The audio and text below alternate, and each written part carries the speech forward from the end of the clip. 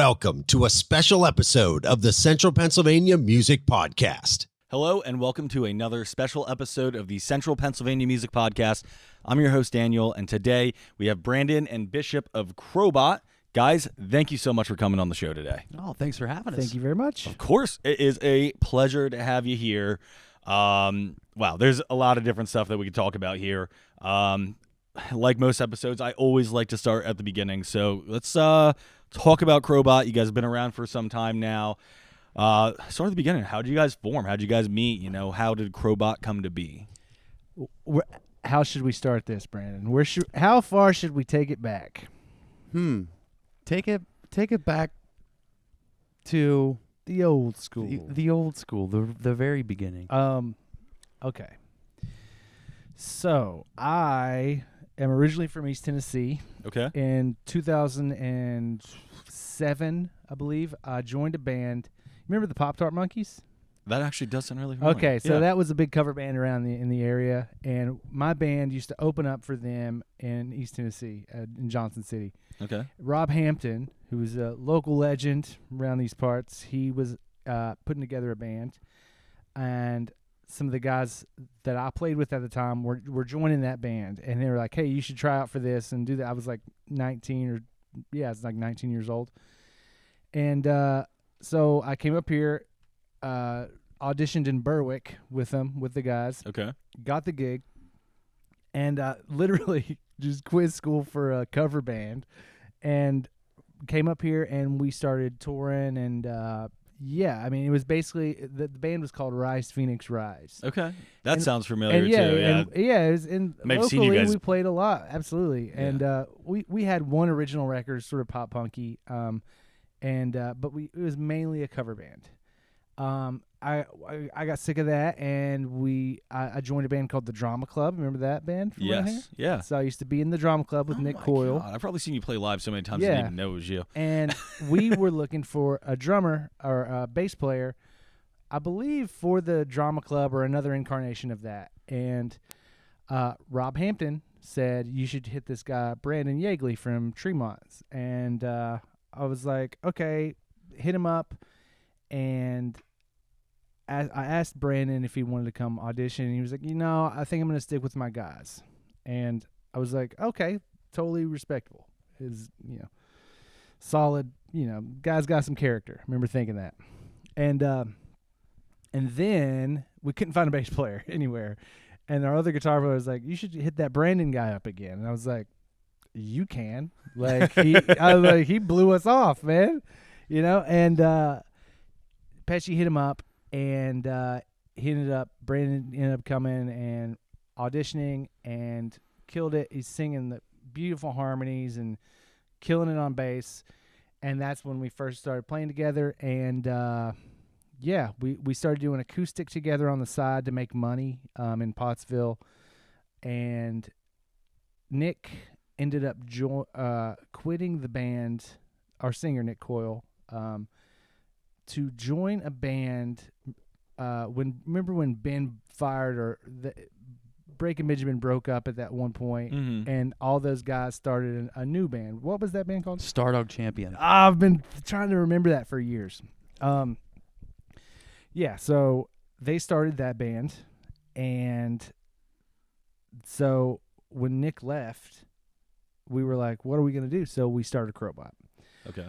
So that was in 2011, I'd say. So me and Brandon started Crobot then, and the rest is sort of history. I mean, that was a lot longer than I thought that story was going to be. It's a long story. We're old now. It's just hard to sort of put it together. It's like, that's sort of how it happened, but 2011, once Nick quit, we started Crobot, and it's just been kicking it around since then. Man, that's great. And now, how long had you been in the band at that point before you guys started Crobot? A month. A month? Yeah, Oh my a God. month. Yeah, And the it sort of reason- fell apart. Yeah, the reason why we were like, well, let's do something together is because we drove over an hour one way to practice every time we practiced. So it was like 2 times a week we were in the car just listening to jams, and we very quickly realized that we had similar upbringing, similar musical taste.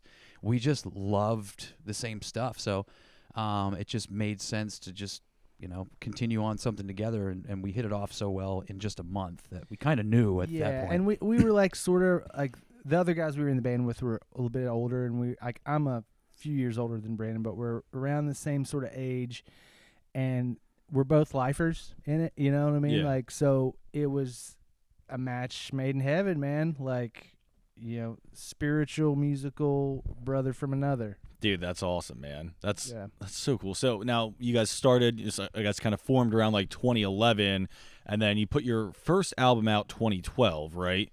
And then what? When you guys got signed to your first record label in 2013, is that correct? Yeah. I think so. Was the first? Yeah, I guess that's right. And early 2014, we released the first major record on Wind Up, Okay. which had some of the versions from the 2012 record that we did, which we recorded in St. Clair, Pennsylvania. Okay. Yeah, still to this day is people talk about that record, Well- and it's just a funny thing how when you're in it, when you're doing it, you don't realize what you're doing. You don't realize the effect that's going to have for the rest of your career. Yeah. Was it like kind of weird looking back, like those like 2 years between 2013 and 2011? It's like, man, like 2 years ago we were just kind of playing like cover songs together, and now we're like new band is formed and we're getting signed to a record label. We're putting out an album that's kind of blowing up right now. What was that experience like for you guys? It was pretty wild, and now looking back, it's just even crazier. But when we decided to form Crobot, we would just practice in my living room, and for 12 hours a day we would just write songs and just jam and just see what happens, and we just loved it. Like Bishop said, we're lifers. We've been doing this since we're kids. We've been just having that dream of pursuing this as a career, and we never stopped. And we had a few really pivotal moments along the way, and one of them I remember being playing a Millennium Music Conference. Oh yeah. And what happened was, happenstance, we get a call from one of the organizers of the event. They said, hey, we got a problem. Like, what's wrong? We double booked Galiftes, so we're going to have to move your show. And we're like, okay, that's fine. So we're going to have to put you in the Radisson. We have this little annex little room off to the side. We're going to put you in there, sorry, better luck next time, sort of thing. And we were like, oh, great. What's this room even going to be? We're just an afterthought, Yeah. And turns out we played the show to like 15 people in the room. But of those 15 people in the room, one was Lou Playa, who was then owner of Reverb Nation. Oh. Yes, and this is going back like 12 years ago, right? Yeah. During Reverb Nation when they were like at their height. And Yeah. was Mel there? Mel wasn't there, No, but she got he- the text. she got a text because it was John Harris and Lou Playa in the crowd, and Lou messaged Andrew Goodfriend, who is the owner of TKO Agency, still our booking agency to this day. Okay. What happened that day was Lou went out and cheerleaded us, and we got a call from TKO. We were actually on the way to playing a show in New York City, and we got a call from Melanie Miliotto, who is still our agent to this day. Okay. And she said, hey, I'm Mel from TKO. I'm coming to see your band tonight in New York City. Can you get me on the guest list? And at this point, we didn't even know what a guest list was, right? That's how young in our careers we were. We're like, yeah, sure. We didn't know how we were going to do it, but we were like, yeah, We'll buy your whatever. ticket if we have right, to, exactly. yeah. We get there, we load in, and the one of the guys at the club comes up to us and goes, is that a drum set? And we're like, yeah. What kind of question is that? Yeah. What's the We're next a band. question? Yeah. What's the next question? We're like, is there a problem? We're a rock band because we're going to be loud, like if that's the problem. Yeah, we think that's going to be a problem. Okay, because we have a booking agent coming to see us tonight, and it's very important that we play. All right, well, listen, no promises. If it gets too loud, I'm going to have to cut it because we've got tenants upstairs, and they're going to be pissed. And we're like, where are we at right now? What kind of place was Yeah, this? what is So this? we were just opening for like an electronic band, and we didn't know that. I think we were doing like show trades at that point, and Yeah, they didn't have a drum set. It was just like a DJ and a singer or something. And we got through two and a half songs. 2.5 songs, and they kicked us off stage. And Mel was like, "That's all I needed to see." Wow. She was just like, "Love you guys. That's all I need to see." And then literally, she's like the only person that's still with us. She's been with us this whole time. Mm-hmm. And that's hard to.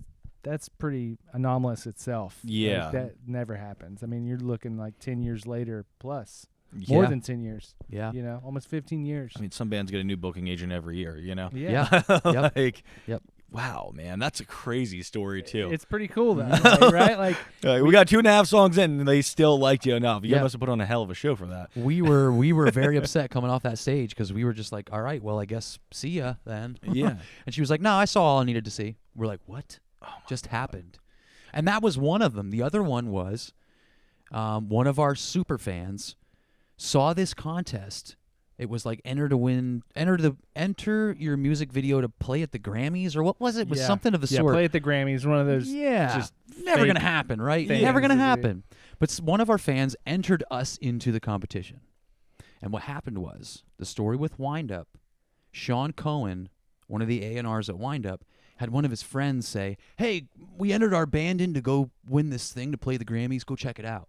And he did. Mm-hmm. Walked away from his computer, and our video was the next one to come up. He came back to his computer like, what the hell was that? Watched our video again, and then watched our social media account for 2 to 3 weeks right after we fired half the band. And we kept it real silent, and we're really glad we did, because if we would have put it out there that we fired half the band at that point in time, we probably wouldn't have got the record deal. Oh, my God. So there's just all these little things that Yeah. it's luck, it's persistence, Just it's like doing showing it. up. Yeah. It's people cheerleading you. Dude. All of these things culminated together for us to get where we are today. And I'll never forget this. We went to Wind Up to have a meeting. Me and Brandon only went up there. Jake and Paul were the new members at the time, and we told them to go to a bar, hang out, because like we can't let them know that you guys are new in the band. They won't sign us. Yeah. Mm-hmm. They didn't care. I mean, we didn't mention it, but whatever. It was just me and him, and we had a phenomenal meeting. I remember leaving, and like when we got to the office, you go up this high rise in New York, you walk in, it says Wind Up Records. It's just like that, all those feelings of excitement. It's just like you hit them, because it's like you see all the gold and platinum records. I mean, you're talking every big, huge rock band from the early 2000s to then. Mm. They Wind Up had them. Yeah. So And, you're like walking through there, seeing we're like some of your walking with- idols on and the Creed, walls. Evanescence. Yeah. I mean, Seether, Alter Finger Bridge. 11. Oh my The God. Darkness. A whole buttload. Yeah. So we have the meeting with everyone. We're horse laughing, dude. Like, we're killing it. I'm just like, we just clicked with everyone there. Ed Vetri loved our band. He was the CEO at the time, and we owe a lot to Ed. You know what I mean? Like, he did so much for us, and Sean Cohen and Alan and all these people. And after we got into the elevator and the door closed, I remember Brandon looked at me with a big smile on his face, and he jumped in my arms and like straddled me and started like jumping on me. We were like jumping in the elevator, But like, yeah, there's been so many moments like that have just been surreal, as far as like 13-year-old you would never believe it. Oh, yeah. Yeah. Dude, that's insane. Oh, my God. So, like, you guys really, like, kicked it off hot with the band. Yeah, I mean, and that's one of those things where like it's intimidating too, because like you get all these people like hyping you up and like really putting all this pressure on you. Mm-hmm.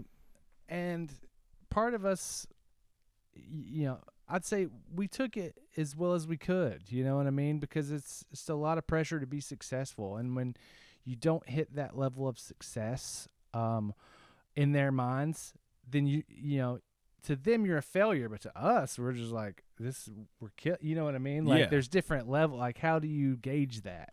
Well, yeah, it's like I don't know anybody else who's done what I'm doing right now, you know. But it's also like Money. you said, there's that pressure on you too, where you're just like, I'm sure it's a little bit nerve wracking. You start kind of like getting those anxieties and those doubts. Just like, what if I'm not as good as everyone thinks I am? Imposter syndrome. Yeah, there it is. That's the word. Yep. So I mean, I'm sure that's got to be a little bit nerve wracking. But you guys have obviously kept the momentum. I mean, we're now 12 years later into the band, and you guys are still rocking it, still crushing it. I mean, what have been some of your most memorable experiences over the past 12 years? Touring with Motorhead. Oh man. Last U.S. Motorhead tour. I mean, it was very, very sad to see, but that's a moment that, I mean, it's like pinch me, to have that on the resume of touring with Motorhead. And to this day, I've never felt the same way in a room with anybody else than I felt that day meeting Lemmy for the first time. Mm-hmm.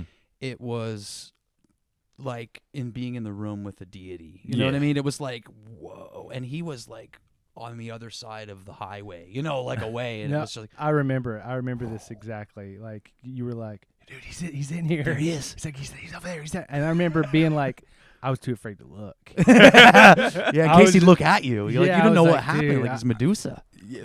Because and also like we're young and green still. Like you don't want to piss anyone off. You want to be respectful, but also you don't want to kiss anyone's ass too hard. You don't want to fanboy, right? So like there's that happy medium that you just want to come across a certain way, and you get in your own head. But like I was just like I'm too afraid to look at Lemmy. He's like one of my idols. Yeah.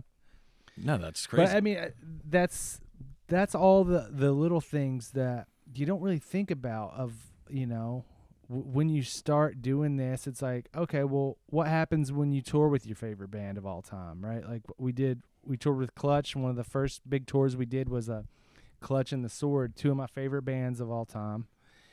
Clutch is probably my favorite band of all time, and like, when I passed Neil, the singer, for the first time, I was like, what do I do? Do I look at him? Do I say hello? Do I tell him how much I love him? Do I, there's like an array of emotions. I remember, so that was going through my head. He was walking this way. I was walking this way. I looked up. I was like, I shouldn't look at him. I looked down. I noticed he was looking at me. I looked up. There was this weird, awkward thing going on. And then I like stuttered to say something. And he's like, hey, how's it going, man? And I'm just like, hey. And I just like patted him on the back as we walked, across from each other. And I was like, God, that was horrible. I was like, I messed that whole interaction up, Yeah. It's like having a crush on a girl and you're just like, 100% that. And I remember at the end of that tour, Neil said to us, he's like, at the beginning of this tour, you guys were pretty green. He's like, and now you're more of a blue. Best compliment of your life. I'll take that. Blue. Yeah, dude. Man, that's great. So I guess moving up to what you guys are doing right now too. So you have your White Rabbit tour coming up, kicking it off here in a couple days. What's the vibe? How you guys feeling about it? You excited? Anything big and exciting with that one you guys are particularly excited about? Talk to us. Oh, we got a show in Harrisburg. It's always great to come back and play a hometown show. We've been doing more of that. There was a little while where there were years before we came back and played a hometown show. It was just the way things cookie crumbled for us. But it's been great. Just hitting the road and playing these new songs. It's just it's a different avenue. I feel like we're traveling now, and we're not that we lost touch ever of who we were, but I feel like we're on the other side of being through the major independent labels and on the other side of Wind Up and Mascot, and now we're kind of doing things on our own, and it feels like there's new fire. I got you. And the songs that are on the new record are really just more streams of consciousness, and they feel better alive. And we continue to write all the time, so the stuff we're working on now is just more of that. But I think that's what's most exciting is the live set feels just like it has new life, not only because there's new songs, but the new songs give the live set a new feel. I got you. Because it's like an evolution of. And you said it, earlier, not on the show, but we were talking earlier. So you said that you guys are doing a lot more like self-producing now, going a little bit more independent. Do you feel like it's because of you guys are self-producing your music now, and you're kind of, I guess, feeling a little bit more in tune with yourselves? Would you say, like what? Yeah, I mean, when you get on a bigger label, or and I don't know, you sort of put a lot of faith in people to do things for you, maybe a little bit. And you think things are going to happen, without putting in that work yourself, or you trust in people to sort of lead the way. And at the end of the day, it's not like no one's going to do that for you, right? Like, we would take the advice of people that were on a label or whatever, maybe a little too much. When we realize, oh yeah, it all begins with us, and sort of like the fire and creativity and this excitement that we have for our music is the most important thing. So yeah, like now we know that, and just putting our wagers back in that, and back in the gut feeling of playing music, not like what somebody's gonna says will be popular. Gotcha. I don't know, it's hard to explain, but I don't know, man. It's a really exciting and sort of liberating feeling. Yeah, like it reminds me of like when I first shaved my head for the first time.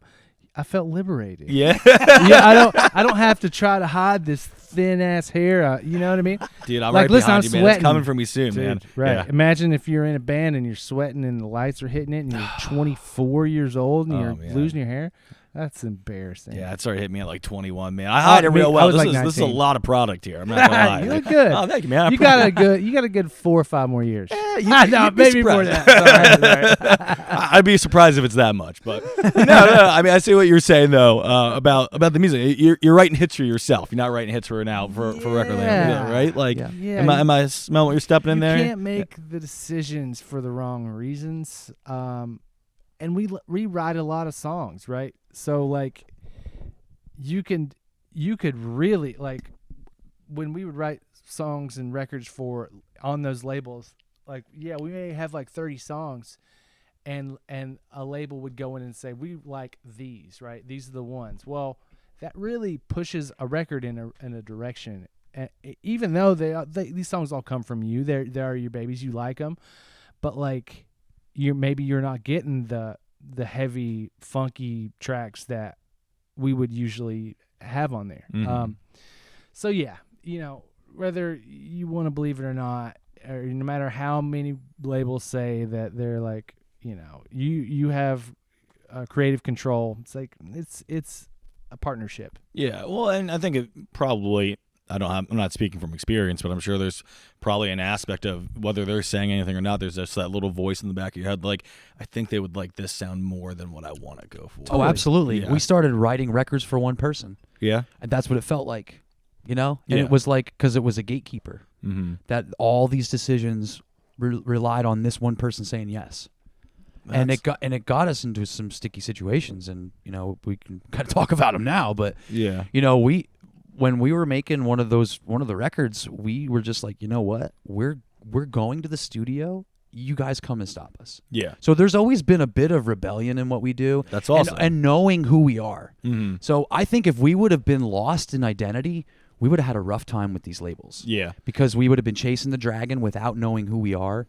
At the end of the day, we always knew who we were, but maybe it was like Bishop's saying, is it kind of took a different on the whole vibe as opposed to what we would like to present ourselves as. Mm-hmm. And today it feels more raw and authentic and unapologetic. That's awesome. And that's what we love about our band, is that you come to see us live, it's going to be raw, unfiltered, and unapologetic. Mm-hmm. Like, that is what we are live. So That's awesome, dude. I mean, it's rock music, dude. Like, you guys are gonna get down, get dirty, and like have fun with it. I love that. I love that vibe from you guys. I mean, that's listening to your guys' music, before you guys came on here, watching your guys play live, like you guys have such a great stage performance and everything. I mean, it's so cool to see. Like, you can see it when you guys talk. Like you guys are a fun band to see live for sure. If you haven't already, definitely want to come check out your show at XL coming up here too. Make sure, break the fourth wall here for a second. Make sure you get tickets to that because that's going to be one heck of a show, I'm sure. Who else is playing on that one with you guys?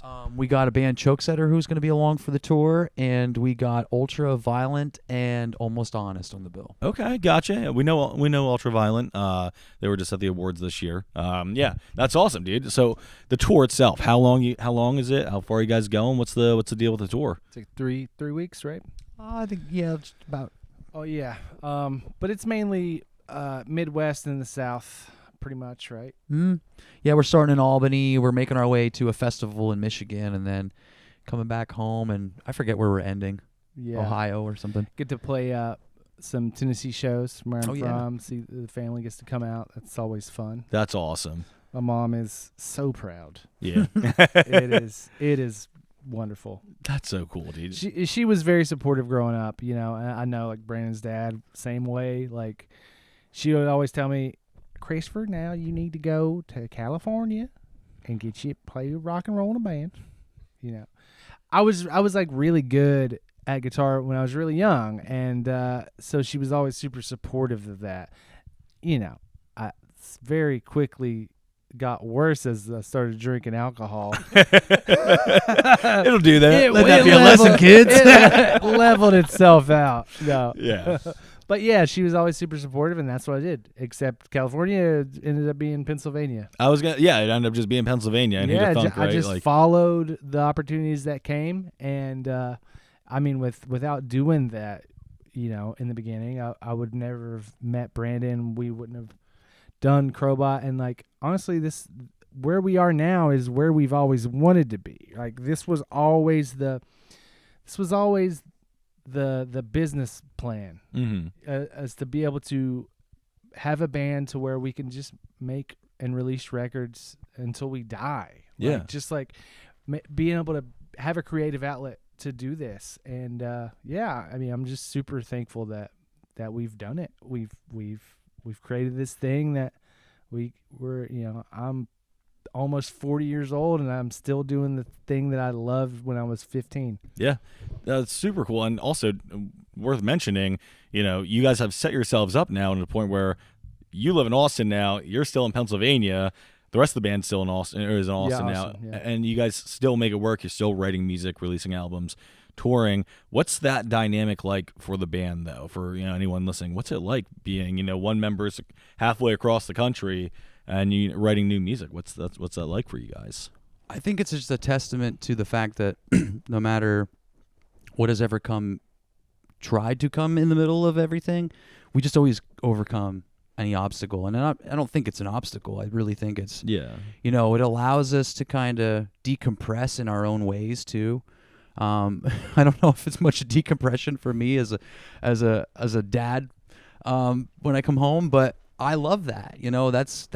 That's my thing. We get to go to our collective, families and then come back and do the thing just as we're pick it up right where we left off. And it never feels like it gets in the way. The only thing, with the last record is my son is 1 year old now, but during the making of the last record, I remember it was my November or something. You guys were working on the record, and my wife was like a month away from being due, and I just know how the things work in the universe for us. The moment I left and went to Austin, she would have went into labor, right? So I'm like, all right, we got to just do things from afar a little bit, and we made it work. And it's, honestly, the record I'm probably most proud of because of all the things that we had to get through to make it and create it and do it in our own way. We weren't ready. We got out of the label deal. We didn't think we were gonna, and we weren't prepared. But you know what? We just stuck to what we know. We kept our nose down to the grindstone, and we never let anything get in our way. And I think that's been the mission statement from day one. Yeah, and like there's always a million different ways to write songs, and me and Brandon love writing songs. So yeah, sometimes it's just a different writing exercise. You know what I mean? Like I've got a setup at my place, and I try to write a song a day or every other day, and just stay on top of that. And I'm constantly sending Brandon ideas, and like sometimes he'll hear something, and it will immediately connect, and he'll put vocal ideas on it.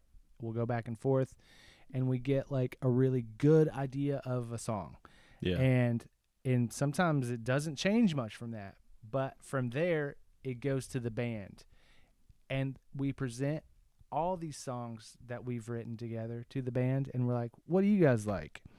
What's your favorite out of this bunch, that we've put a lot of work and effort into? And then we jam them, see what feels good. We write different, change parts, move things around, write new songs live in the band. And, it's just always doing it different ways to see what happens, see what comes out, man. Because sometimes you just never know, and staying creative that's really all you got to do. Yeah. Sometimes you have to force yourself to stay creative and force yourself to sit down and write. But I mean, if you're a songwriter, that's what you do. Yeah. Well, and you guys said earlier, the beginning of the band, you guys formed because you realized you had so much in common, and you just had this chemistry, and you guys worked very well together. So I'm sure that helps with that, opposed to being in maybe like a newer band or something like that. We don't take ourselves seriously. And also, he's tattooed on my arm. Oh man, Yeah. So Which can't get I rid of did him. it. I he tattooed tattooed it. this, Yeah, I tattooed for a living. and oh dude, that's awesome. That's it's not going anywhere. 10 so. or 15 years old, probably. Dude, that's great work. Oh my Oh, god. thanks, man. Of course. Yeah. Dude, man. Do you specialize in like American traditional or Yeah. Okay. Yeah. Most of this leg. That was the last one he did. Yeah. Hold up. Let me move a little bit. Yeah, that's like more of a new school looking thing. Yeah, I do mainly American traditional, Japanese traditional. That is sweet. Yeah. I have Louis I Bishop have a is tattoo my like right here. Instagram. It's like so awkward trying to show a tattoo right there. It's like I can't see it, but you guys can oh, see yeah, it, right? that's cool. Traditional. Yeah. I got that down. Who did it? I can't remember her name. I was down at Virginia Beach. Okay. If We it was someone around here, I'd probably know him. But No. Actually, the girl's an apprentice. Her dad worked at the shop and like was like coming in like checking. I was like, her portfolio was pretty good, and I was like, yeah, that was phenomenal. So yeah, looks good. God, wish I could give her a shout out. But well, if you ever come to Austin, come on down, Dude. I'll get you in. I've been wanting to make a trip to Austin. My original barber, his name's Alex. He lives in Austin now, and he has a shop out there. And I've had this idea in my head for years. I've always wanted to go to Just Austin, do it, check it man. out. I want to go down there Come and get a book an appointment tattoo. with them without telling them. Get some hair plugs. Yeah, exactly. Sorry, that was mean. That was mean. Dude, that was great. I loved it. Sorry. Yeah. No, but You no, can just rip go on down me, to- man. It's fine. Dude, we should go to Austin. Just call I'm me down. chubby. I'll have a complex about it for the next week and a half. Oh my god, no, come down to Austin, visit you guys. That'd be sick. That'd be Yeah. so cool. Oh my god. All right, so trying to think of what else I might be missing. You guys, oh, sorry. So you are re-releasing a deluxe version of your latest album, correct? Yeah. I feel like we should definitely talk about that. Yeah. So what's going on with that? What's you're releasing some new or reimagined version of the songs? Was it? I'm sorry. Live versions. Live versions, Yeah, we got yes. 3. Well, actually, depends on which version you get, right? Yeah, there's 4 live tracks from Crobot Day, which we did in Pottsville last November, Okay. which was something we're gonna try to continue on. It's we basically wanted to bring the fans that we have made over the years back to like what it was like in the beginning for us and where we came from. And the streets of Pottsville is where we started the band. It's where we played most of our shows, and we would bar hop, and we had a lot of fun and a lot of memories there. So the place we used to play is gone, but our friends have a brewery, Pilgaroo Brewery in Pottsville, and we wanted to play a show there. And during the day, we played at the Majestic Theater and did an acoustic live performance, like a storyteller style thing. We recorded it, and we were releasing it on VHS now.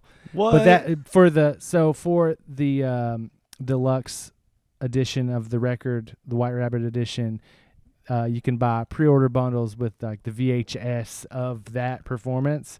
So it's cool, man. But like all the live versions from that are all from Crobot Day. That is so sweet. And the VHS is so sick. It's like full on, just like campy, and it's cool. It's like this. We tell each song. We have a story about like who we wrote it about, what's going on in our lives at the time, and we had Alberto and Machine who worked on the first record, which was like the 10th anniversary of that first record. That's why we did it. So it's a cool thing, but like that's what we're touring on now and supporting.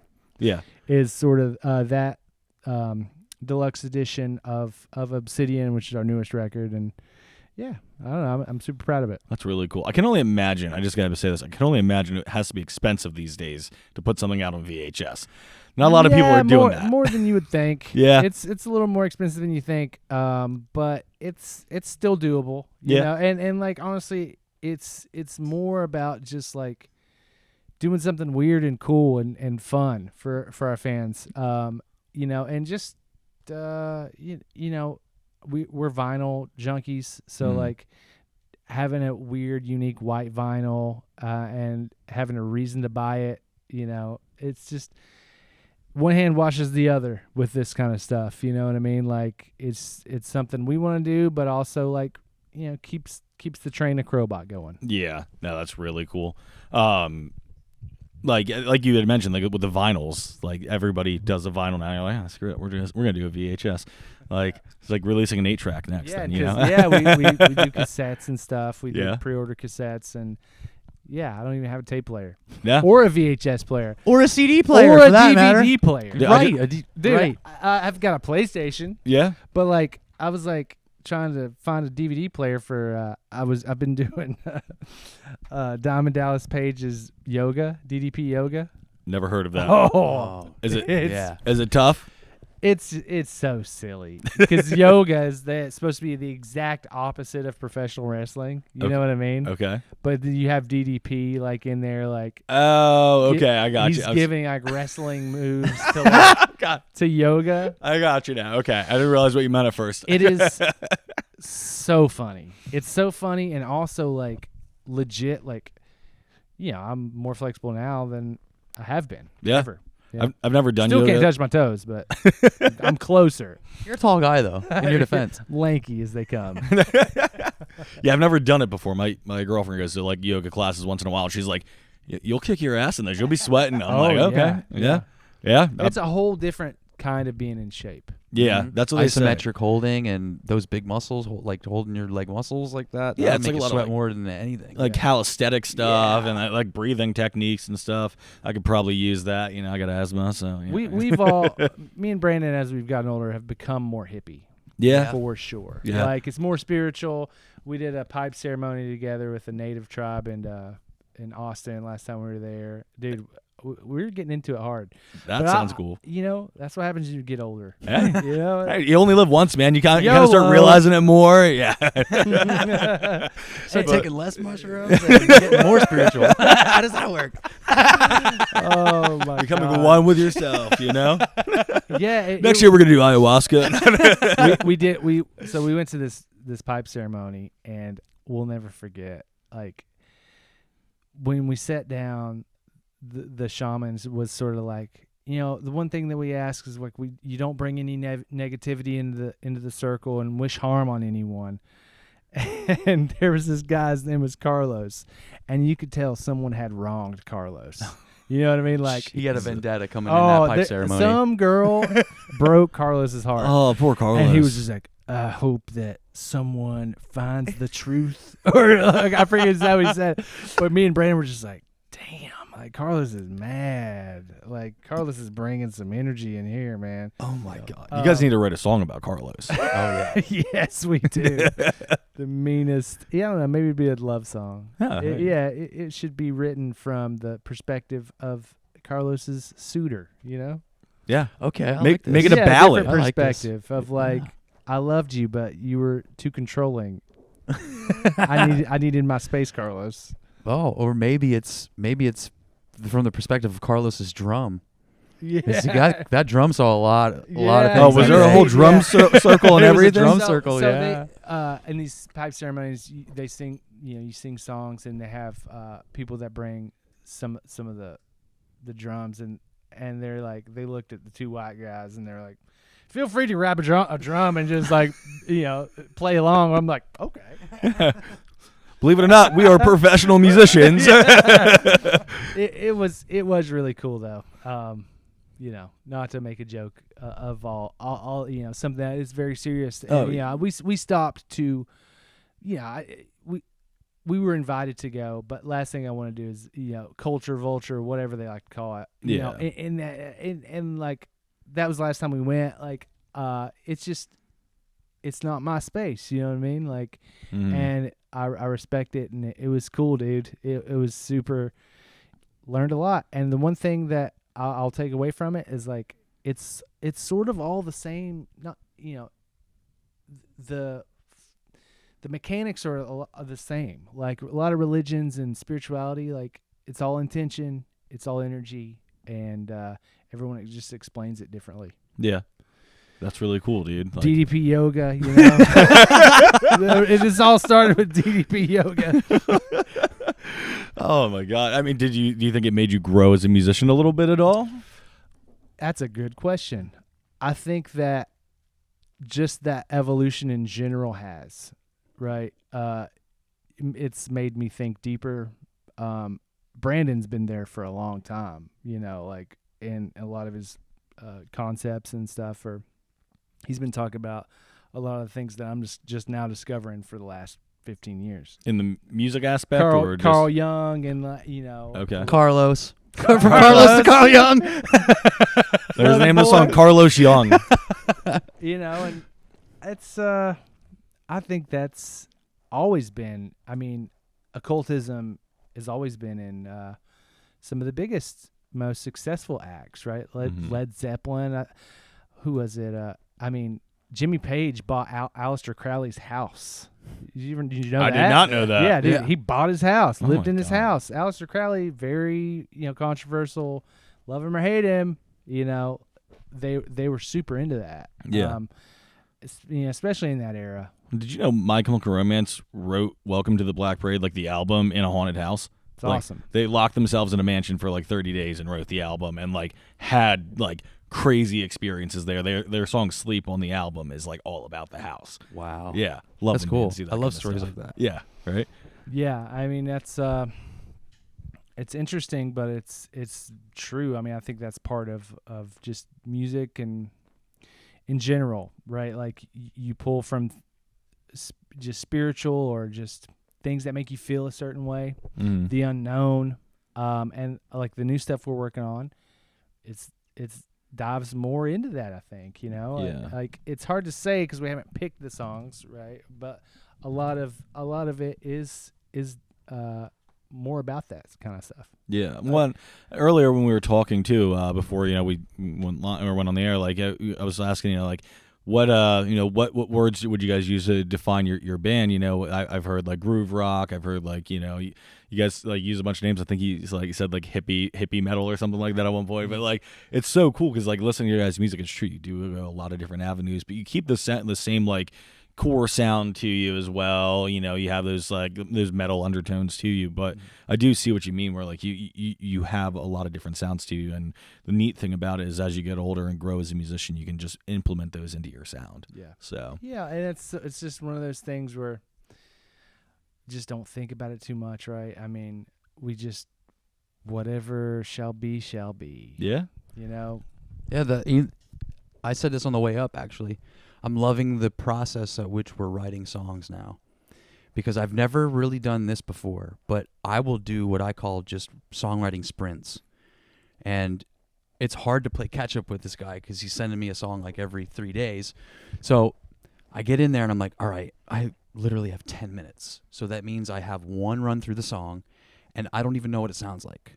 So, and mind you, in the back of my head, he's always like, just stream of consciousness, man, because your best stuff comes from when you're not thinking. Mm-hmm. So this new batch of songs, specifically like 10, the last 10, I've just gotten in there and I might have 45 minutes But there's no paralysis by analysis. I don't get stuck on words. I just go in there and I mush mouth the first thing that comes out. And if there's words that come out, then maybe I stick with them. Okay. Maybe I travel down that rabbit hole, if you will. But the last batch he's come to me and said, what this is like, this is it. And I don't even have time to digest it yet. You know?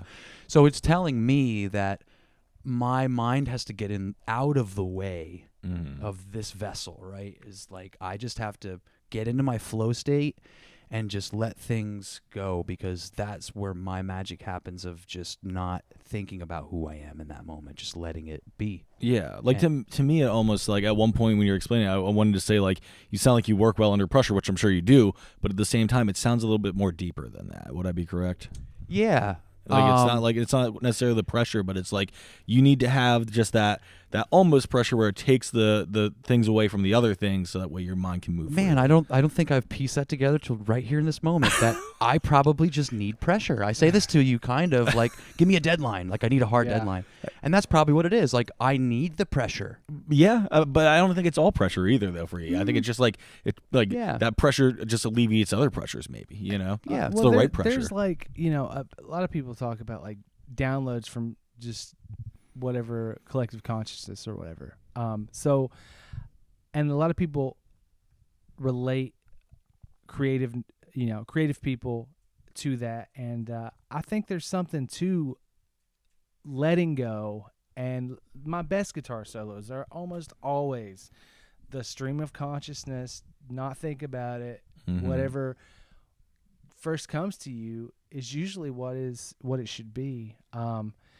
So I don't know, man. Maybe there is something more to it than it is so analytical and in your head. Like maybe it is more of a spiritual like connection to something out there. And a lot of people talk about, the downloads from whatever, but I think when things are clicking, when things are just flow, you're in that flow state, you lose track of time. You're not hungry, you don't want to eat. You're focused on one thing, you're doing it. And that's when I know something's good, man. Yeah. You know what I mean? Like I won't eat all day. I'll be stuck on writing a song for 5 hours. Yeah. I like that phrase you're using, by the way, flow state. That's It's like important. Yeah. I mean it's not like just for Crobot, or it's just like life, right? Like I do things that I can just be, constantly love. Like I just want to be in love with my life, right? And I tattoo and I write songs and I play guitar and I only do things that I love. I've made a living off of it. I've met my beautiful wife through it. I have a lot of great things that have happened solely on following what excites me and what I love. And it's so cliche to say, but it 100% is like, I know no other way. Yeah. And I will say is like, if you are putting your energy into that and you are doing what you are meant to do on this earth, things work out. Things will 100% work out. I love that. I'm living proof, man. Yeah. Yeah, man. And I'm living comfortable. You know what I mean? Like it doesn't take much to make me happy. And I will say, like the times that I was homeless, you know what I mean? Like going through breakups or not making much money. I was just learning to tattoo. I technically was homeless, but we were also getting signed by a major record label. Yeah. And it was the most exhilarating, exciting time of my life. So it's all perspective, right? Yeah. Kira, my wife, she's like, yeah, I was dating a homeless guy. And I was like, I guess I was. I didn't even realize it. Yeah. Because I was so happy. Doesn't even matter, right? But like, it's all perspective, I guess. Dude, that's awesome, man. I would love to sit here and talk with you guys all night. I don't want to take up your whole evening. I know you guys have a long drive, and I feel like that is just such a great note to end this on. So unless I'm forgetting anything else that you guys maybe wanted to mention or shout out or anything like that, or for like upcoming tour or anything, or We are getting ready to open up rock school in Pottsville, Pennsylvania. I had shamelessly had to self-promote. Oh my God, school. no, that's awesome. I can't believe, Yeah, so Tell us about it. Let There Be Rock Schools is coming to Pottsville, PA. Okay. We're opening up a performance-based curriculum school for anybody 5 to 95. It doesn't matter what age you are. We are going to focus more on the youth and empowering the youth by giving them instruments and a creative voice. So we're really looking to create an entertainment hub for Pottsville and Schuylkill County and Central PA as a whole. Dude, that is so cool. And I'm so sorry. When is that open again? I'm sorry. We're looking at summer of this year. Okay. We won a competition that the city of Pottsville put on for a $50,000 grant. Oh my God. And we will be operating out of the Yingling Mansion in Pottsville, so we're very excited for what's to come at the horizon in the future. But we're hoping summer of this year we'll be kicking it off. Dude, that is so cool. All right, well, make sure you get me all the info on that so we can link it in here so that way people can go check it out. All right. Absolutely. Cool. Anything else, guys? Just thankful for all the fans. Whatever. It sounds so cliche again to say that, right? But it is really true that we're only able to do this because people resonate with what we do, and I'm very grateful for that. And yeah, I don't know. Yeah, let us be proof of concept that you can do whatever you want wherever you're at in the world. Yeah. You just have to work hard enough and Just maybe love it. Love it. Yeah. It just has to be authentic, Yep. Yeah, I think anybody could take a page out of your guys' book. You guys have been so inspirational, so influential throughout this entire thing. I've learned so much through you guys. Thank you so much for. I'm a shaman now. Shaman Bishop. We'll be fixing Carlos in the next coming sessions.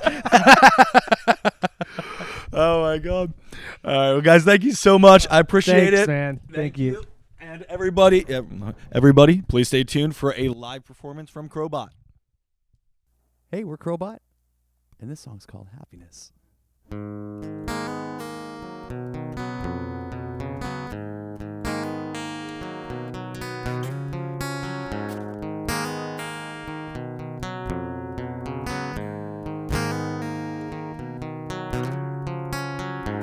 I learned before skies can hide the storm. Sometimes the wind will blow.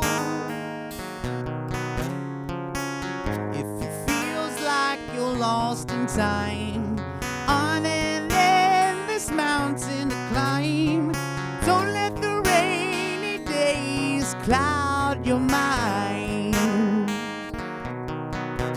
In the light of the moon, flowers bloom. The sun rises soon, in flames he wounds. Happiness ain't the end of our song.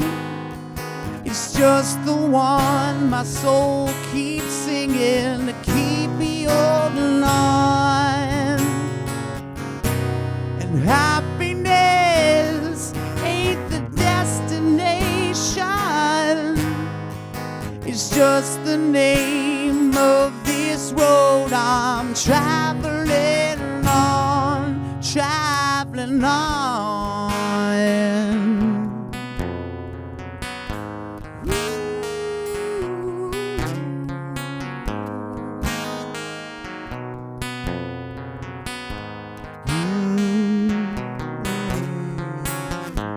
Fears feed the lies, forgot the answers lie. When we're broke, we pay the price. There's no in between, won't be a living memory. Why I was born, now it'll be the death of me. Whoa, even in the end, scars will mend. No need to pretend. If you find love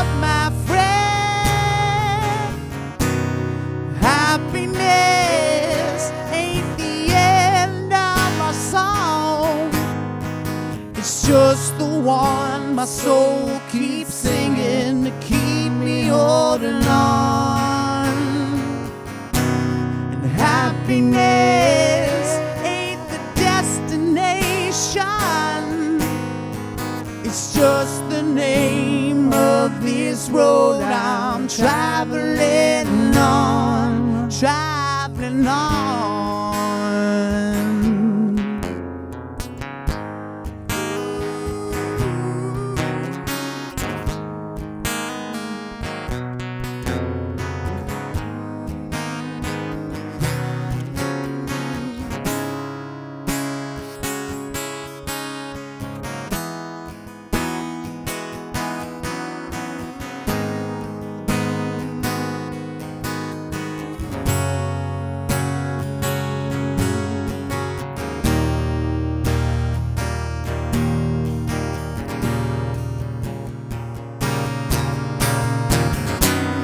Happiness ain't the end of my song, it's just the one my soul keeps singing to keep me holding on.